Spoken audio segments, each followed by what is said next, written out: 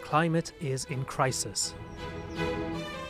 And it's not only the activists on the streets sounding the alarm.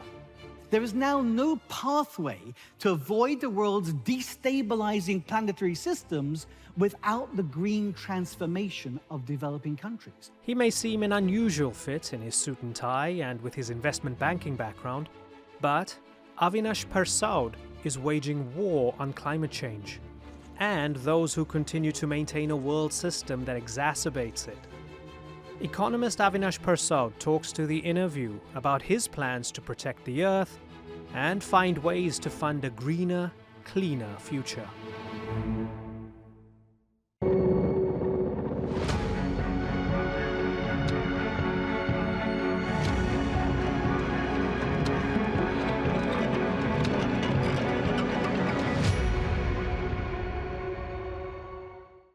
And Avinash Persaud joins us now on the InnerView.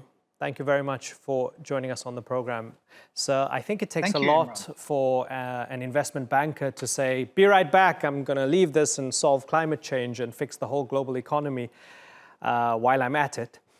Why don't you diagnose the problem for us? What are we dealing with? Well, Imran, we have three problems that collided together. The first problem is that we being the world, have already used up 85% of all of our carbon budget, all the space the planet has for global carbon emissions, 85%. There's only 15% left. That's the first problem. Only 15% left. The second problem is that the people who used up the 85%, most of them are the rich countries. That's how they got rich. But they are starting to reduce their emissions. They're also older populations. They're getting old. They're consuming less. And the poor countries, the emerging countries, South Africa, Brazil, India, China, they're now the biggest emitters. 63% of global emissions are coming from developing countries. That's the second problem. And the third problem, much simpler than the first two, is nobody has any money. And to the second problem, the developing countries don't take too kindly to being lectured by the already developed countries who burnt through all these fossil fuels in getting themselves developed, when they are told, you need to tighten your belts, you need to stop your growth. So how do you fix that? Yeah, you've got that in one, Imran. You know, the first problem tells us we don't have much time. The second problem explains why we're just sitting opposite each other, pointing our fingers at each other, saying, you need to do more, you need to do more, and twiddling our thumbs and no one's doing enough. So the way we came up with a solution, the Bridgetown solution, was to say, well, why don't we come up with a way that makes the financing of the change easy and cheap? That's the way we can go. That's the way we can short circuit this problem of pointing fingers at each other. If we make the financing available and cheap, it can actually become part of people's growth strategy, and people will scramble to do it rather than be reluctant to do it. So that's what the Bridgetown initiative is about. And how's it going? There are 5 key elements to it, and we've made, I would say, 1/10 of the progress. So if I compare myself with where we were, we've made great strides. If I compare myself with where we need to go, the journey's only just begun.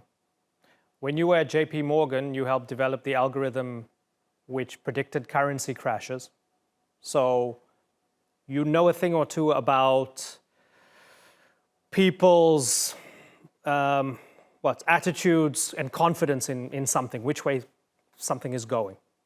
So when we look at climate change, there seems to be a lot of appetite for people wanting to do something about climate change. But then when you actually start to specify specific things, like very fundamental changes to the global economy, people are not so sure because they think, oh no, oh my God, we're going to wreck our economies.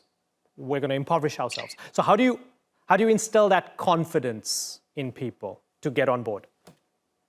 So I think we've done that, or trying to do that, by illuminating the subject with a different light. We're breaking it down into 3 different issues. It's not one. It's not one that's climate change. There's a set of things we need to do for which you can make money doing it. Solar farms make money. Hydroelectric power stations make money. Wind turbines make money. And then there's a second set of things we need to do that doesn't make money, but gives us a lot of savings. Building a stronger seawall saves, for every dollar I spend doing that, saves me $7 in the future. So that's something else we can do. And then I've minimized the hardest bit. I've made it the smallest bit. So I've made the hardest bit the smallest bit. And that's stuff with no revenues and no savings, for which I do need people to tighten their belts and to give, and for there to be an actual transfer of money. But when they think about transfer of money for the whole problem, then that won't work. But when I've minimized what we need, and that's really for loss and damage, the savings bit is about building resilience, and the revenue bit is about reducing greenhouse gas emissions because we've done the green transformation. We're doing solar and wind and all those things. Wind turbines, solar panels, they're still not going to make you, they might make you money, but they're still not going to make you as much money as it is to be an oil producer, an oil seller. So you still fundamentally have to tell people to move away from fossil fuels. That cannot be easy. Well, yes and no. That was the case, say, 10 years ago. The economics has changed. We had to kind of do something to change it, to incentivize and subsidize the technologies, getting to scale. But now the cost of these technologies have dropped so far that in rich countries, 81% of the mitigation of the climate is actually being done by ordinary people in the private sector. The private sector is doing it without government help, 81%. Our problem is that's not happening in poor countries because the thing about solar and wind and hydro, they're all capital intensive and need a lot of money up front. It may make you money in the future, but you need to have money up front. And in developing countries, that money up front, A, is scarce, and B, it costs a lot more money having that money up front. The cost of money is higher than in poor countries. And so we do need, in order to make the shift be not just in developed countries, because remember the first problem is developing countries are now big emitters. How do we get the green transformation happening in poor countries, in developing countries? We need to find a way of reducing the cost of money to transform our energy to do the green transformation. A just energy transition. I can't remember the exact acronym, but I know that it was used when it came to talking about the country that I come from, South Africa. Embarrassing problem with power cuts. Eskom, the main power utility provider, in dire straits, power cuts across the country now at regular intervals. There was an attempt to try and use South Africa as a test case to wean off coal, all those plants that were built during the end of the apartheid years to try and evade sanctions, right? So there's a problem there. There was an attempt as a test case and it failed. Why did it fail? It failed because there was an underlying conceit that the rich countries have about poor countries. The underlying conceit is, well, the reason why the money is not coming is because you guys haven't organized yourself properly. You've got bad policies, you've got bad court cases, you've got all kinds of risks. And if only you fix that, so it's called the JET-P, the fancy term, it stands for Just Energy Transition. They were going to create a JET-P which will solve all those problems so that there'll be clarity of the investment plan. There'll be clarity on the policy and the sectors. And there was this clarity and the money didn't come because that's not what stops money coming. What stops money coming is the volatility of the rand. What stops money coming is the fact that the money we need is overseas money that already makes risk averse. It is uncertain about what's going on in South Africa. So you got risk aversion meets uncertainty. And on top of that, the way the international financial system works, there are sets of currencies which are safe, the dollar and the euro, and sets of currencies which the rest basically which are risky.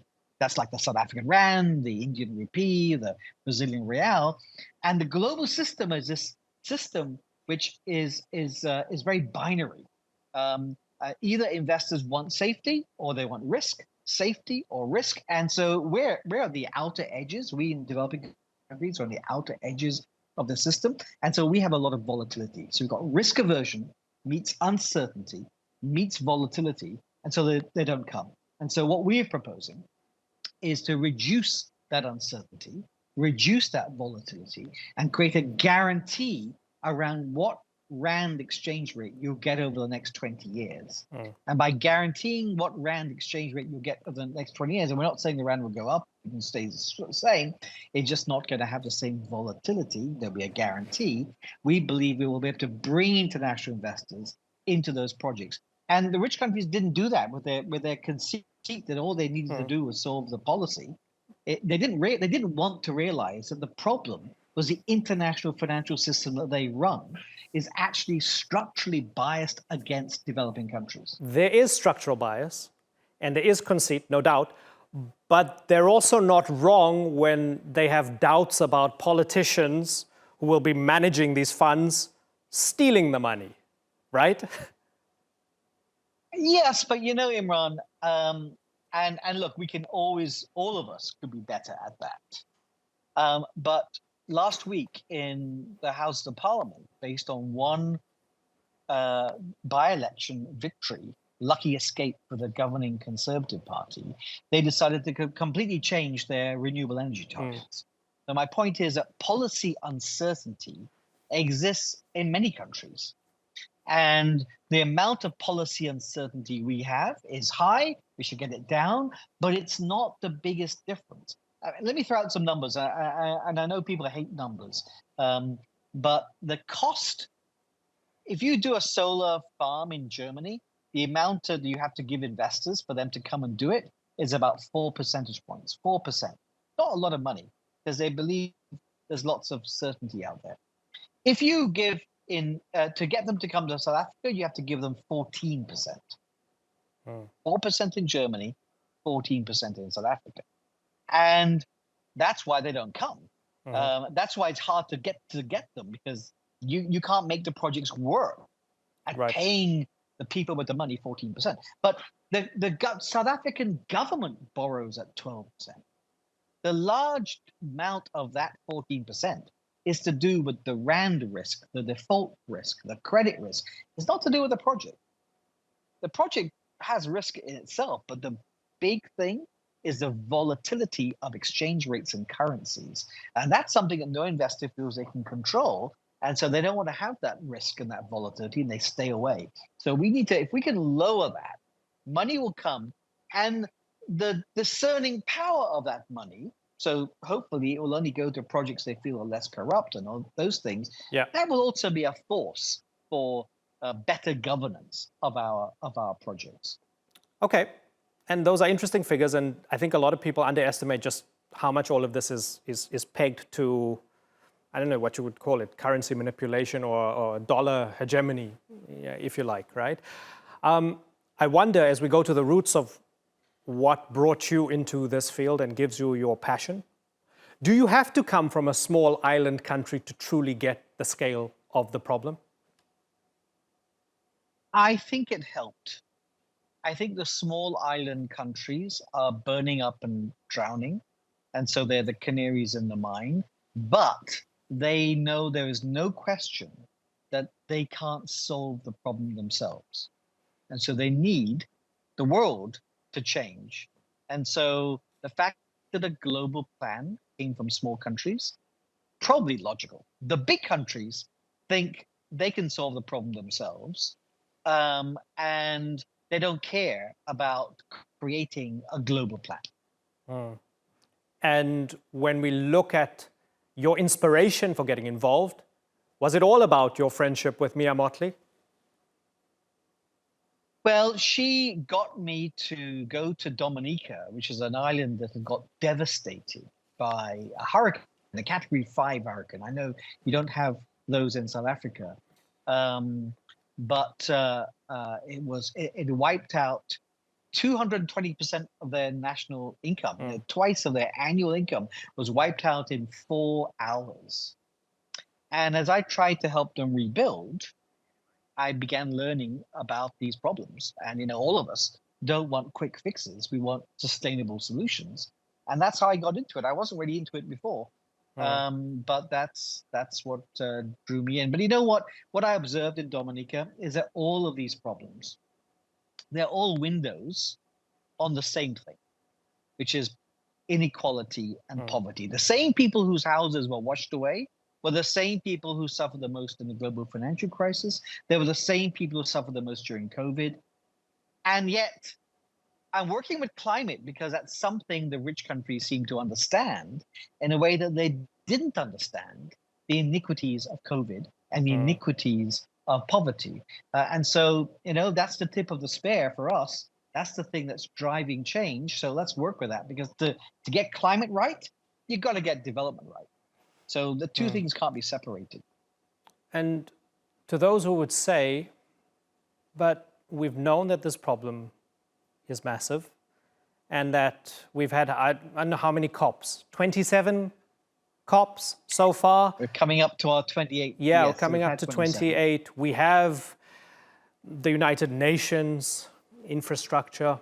We have the IMF. We have the World Bank. They have funds. They're dishing out money to help nations. Why is that not enough? Why do we need something extra that we have to convince people is meaningful when we already have maybe enough buckets to pour some money into and just, maybe be more efficient with? Well, we may have enough buckets, Imran, but we don't have enough money being poured into those buckets. So the total amount of aid in the entire world, that's aid for everything, is $200 billion. Now, that seems like a big number. But to do climate, to change the climate, to reduce greenhouse gases, to build resilience, to address loss and damage, we need $2.4 trillion every year, or simply 12 times more the entire aid budget. Now, the aid budgets may go up a bit. They may go up by 10%. They're not going up 12 times. And so we need to shift a lot more money. And we found a way to do it fairly cheaply. But what's also motivating this change, Imran, is that the rich countries are feeling it. They don't seem to feel poverty, even though one of the reasons why poor migrants are washing up on their shores is because of poverty and inequality. But they're feeling climate change. Every hot day in London and Europe, they think, oh my God, this is climate change. Every super cold day, they're thinking, oh my God, this is climate change. And so they're feeling it. And as a result, they're doing something about it. Too little, too slow, but we've given them a way of doing it faster and quicker and a little bit cheaper, which is the thing that attracts them most. And in a time of economic protectionism, rising nationalism, you mentioned migrants washing up on their shores. A lot of countries have turned anti-immigrant in recent times. This is the zeitgeist in many developed countries. They're required to now engage in more international cooperation, more globalization, when they don't want to. Those two things don't seem to match, right? So, and it's a tricky issue of tactics to know how you place some of these issues, because you're right, people are very concerned about migrants. And if we explain to them that migration is happening, not because people want to come to your country, it's because they're fleeing where they are. But we want to be careful that we're not fanning and accommodating or giving space to what is downright racism. But I think what is, people are beginning to realize, people realize with climate in a way that they have not realized with development beforehand, about the interdependence of the planet. Somehow the climate issue has given them has made them understand interdependence like no other issue has done before. For those politicians who could be labeled climate deniers, I mean, Donald Trump comes to mind. I mean, he's out of office, but he might come back into office. You never know. But this idea that climate change is overblown, it's an exaggeration, we don't need to be as engaged in this issue. We don't need to pour money into this issue. What happens when your fund is going well, you're starting to see the benefits of it, and critical key players such as the President of the United States and other power brokers say, no, we're out, we have more pressing issues to deal with. You're stuck, aren't you? Except that climate change is changing. If climate change was something in the distant future, I'd have a problem. And that's why they're taking so long to wake up to it. But the one country is guaranteed to have a massive hurricane every year is United States of America. And if you're in New York, you have now seen forest fires like you've never seen before, coming from Canada, not America. And California has known that for a while. So America is experiencing climate change. Now, they're not experiencing the same loss and damage that developing countries do, but they're experiencing it. It's changing their lives. It's making them uncomfortable. How many New Yorkers who are stuck inside in the summer because of forest fires that didn't come from America? So this interdependence is impacting even the countries with the greatest amount of reluctance by their politicians. Europe has had record heat waves with people dying of heat in a way they did not have 3 or 4 years ago. Mm. Would you consider yourself an environmentalist in a suit and tie now? Like you're the guy that the environmentalists can turn to because you're the money man and you understand the way the global economy works. So you're their man with the credentials who can get things done. When I was looking at this problem, I realized it's not actually because people don't know it's happening. And it's not actually because people don't care. It was a money problem. So it put my mind to the money problem. And I have some background and credibility in solving money problems. And so that helped. Am I an environmentalist in a suit and tie? I think I would consider myself still at heart a development economist or development financier. I'm most concerned that our people are not having the lives they choose to have because of development restrictions, and climate has become one of the biggest obstacles to it. It's a money problem. Is it also an ethical problem? And if it is an ethical problem, whose ethics? It's most definitely an ethical problem. It's most definitely a justice problem. But you know what? And I speak with people who spend a fair bit of time focusing on that, and they should. I say to them that they help me when they talk about that. But the minute we go to the rich countries and we say what is happening is immoral, it is unjust, it's iniquitous, the debate just shuts down. When I say to them that the world has to have a green transformation, we've only got 15% of our carbon space left. And that green transformation is going to involve a lot of capital and a lot of investment, a lot of tech, a lot of growth and development.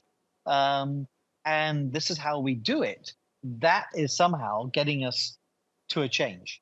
I picture the metaphor of what I do is I go around feeling the door handles of doors. And I found that with this approach, the door handles are moving, the doors are opening. With the approach that you caused a problem, you have a moral duty to solve it, that door was firmly shut. Did they get offended when you say that? They get offended, definitely. They definitely get offended. And you could see why they get offended. It's part of the human psychology that we want to feel good about ourselves. And so the talking about climate reparations is, I think, important because it's morally right. It's morally right that people talk about it. I encourage people to talk about it. It's not for me to focus on it because that's not the avenue for which I'm going to get change. And I actually do care passionately about our people. And so sitting with a righteous position that is righteous but will not get me anything for the next 10 years is, to me, not actually doing the best I can do. Are you optimistic? I'm surprised with the amount of headway we've had. It looked like the world was waiting for a plan, and the world has been excited about getting a plan. A lot of people come to us and say, you know what, we knew we had to do something. We knew something had to be done. We knew we had to contribute, but there was never a plan. No one came up with a global plan. Most countries have their own plan for their own selves. No one had a global plan. And coming back to one of your questions earlier, perhaps the only people who could spend the time coming up with a global plan were the people who knew very clearly that their own national plan would make no difference whatsoever. We have national plans, but it's not going to make any difference whatsoever. My island's 14 miles by 22. I could have the best climate that I can plan for, and it won't change anything. Avinash Persaud, I wish you and your plan all the best, and I thank you for joining us. Thank you very much. Take care. I appreciate it.